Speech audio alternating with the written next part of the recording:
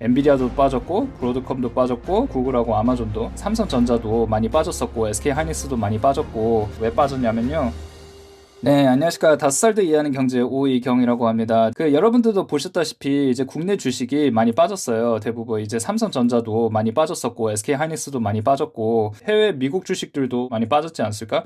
엔비디아도 빠졌고, 브로드컴도 빠졌고, 구글하고 아마존도. 이제 결론부터 말씀드리자면 왜 빠졌냐면요, 미국에 연준이라는 곳이 있는데, 연준이 금리를 내린다고 했었는데, 이제 와서 보니까 가능성이 그게 좀 낮아졌다, 이렇게 얘기를 해서 주식시장이 그렇게 반응을 했습니다. 이렇게만 보면 좀 어렵죠. 그래서 연준에 대해서 뭔지 설명할 거고, 금리에 대해서 뭔지 설명할 거고, 가능성이 내려간다, 이것에 대해서 이제 설명을 해드리겠습니다. 자, 이제 연준이라는 곳은 어디냐면요, 쉽게 말해서 미국에서 돈의 흐름을 결정하는 곳이거든요. 이렇게 설명해도 이제 어렵죠. 그래서 이렇게 생각하시면 돼요. 미국에서 대출이라는 거 있지 않습니까? 대출은 이게 돈을 빌리는 거잖아요. 대출이 이제 더 쉬워지게 하나, 아니면 더 어려워지게 하나, 이게 둘 중에 하나를 선택하는 곳이 바로 연준입니다. 왜냐하면 연준의 목표는 두 가지가 있습니다. 첫 번째는 물가를 잡는다. 두 번째가 경제를 안정적으로 한다. 근데 연준 입장에서는 물가 잡는다가 1순위거든요.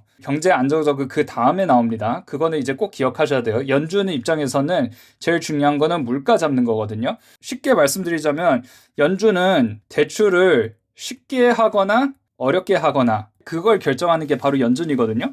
그러면 연준은 도대체 이거를 어떻게 하냐? 바로 기준금리를 정하는 거거든요. 기준금리.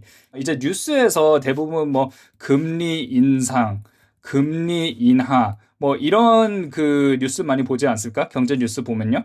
결국에는 그것은 무엇을 얘기를 하냐면요, 이 기준금리를 얘기를 하는 거거든요.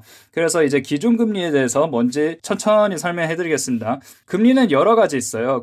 채권금리라든지 대출금리라든지 엄청나게 많은데, 이거를 한꺼번에 끌어올리는 것이 뭐냐면 기준금리고, 그리고 반대로 한꺼번에 이거를 내리는 것이 바로 뭐냐? 기준금리를 내리는 것이다. 예를 들어서 2022년에 실제로 이런 일이 있었어요.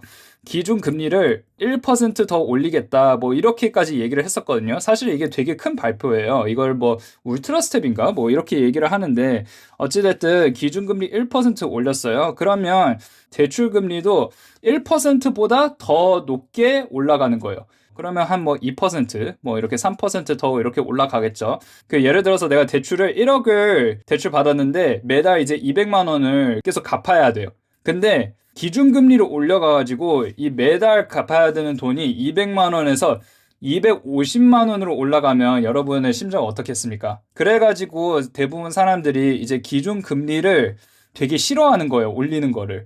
자, 이제 기준금리하고 연준에 대해서 설명해 드렸어요. 연준이 기준금리를 내리려고 했는데 이제 내리지 않겠다라고 했어요. 기준금리를 내리면 그 대출금리 그것도 내려가야 되니까, 그래서 내가 내는 이자 비용이 더 내려갈 수 있었던 거거든요. 기대를 했는데, 근데 말씀드렸듯이 기준금리 내릴 가능성이 낮아졌다라고 하니까 이렇게 주가가 떨어진 거거든요. 미국에서. 아니, 그거하고 미국 주식하고 무슨 상관이냐 했는데, 대부분 회사들은 정말 큰 회사지만 대출이 정말 많아요. 그런데 말씀드렸듯이 연준은 무엇을 한다? 기준금리를 올리면서 돈 빌린 걸 쉽게 한다? 어렵게 한다? 지금은 어렵게 한다. 더 어렵게 한다. 그러면 대출받기 더 어려우면 사업을 할 수 있을까요? 없을까요?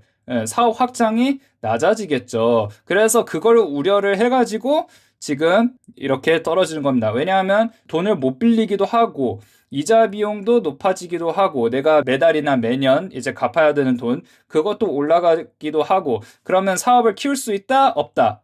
없죠. 그래가지고 떨어지는 겁니다. 자, 아시겠죠? 미국이 떨어지니까 같이 한국도 떨어지거든요. 제가 항상 한국 주식은 그렇게 추천하지 않는 이유가 뭐냐면요, 이제 미국에서 조금이라도 이제 노이즈가 있으면 한국에서도 이렇게 영향을 받는 거거든요. 미국이 기준금리 올릴 것 같아. 그러면 회사가 성장을 못해요. 성장을 못하면 삼성전자라든지 SK하이닉스 원래 HBM 같은 거를 살려고 했었는데 이제 돈을 빌려서 더 많이 할 수 있었는데 이제는 그걸 못 하잖아요. 그러니까 여기도 이제 영향이 생긴 거죠. 저는 최대한 쉽게 설명해 드리려고 이렇게 말씀드린 거고, 이게 내려가는 이유는 여러 가지 있어요. 5개가 있다면 저는 이제 2-3개만 이렇게 말씀드리는 거거든요. 왜냐하면 내가 주식에 대해서 아무것도 모를 때 이 5개를 다 이해하려고 하면 이제 답이 없습니다. 근데 이제 큰 그림 한 2-3개만 알아도 그래도 주시장이 대충 어떻게 돌아가는지 이해한다면 주식을 하는 데서 더 도움이 되지 않을까라는 생각으로 이 동영상을 이제 찍게 됐습니다. 이제 다음 시간에는 환율에 대해서 이제 설명을 해드릴 건데요. 환율이 왜 이렇게 높아졌는지, 왜 이렇게 계속 높아지는지, 그리고 앞으로 내려갈지 그것에 대해서 이제 말씀드리겠습니다. 오늘도 시청해주셔서 감사드리고 구독, 좋아요, 알림 설정 부탁드리겠습니다. 감사합니다.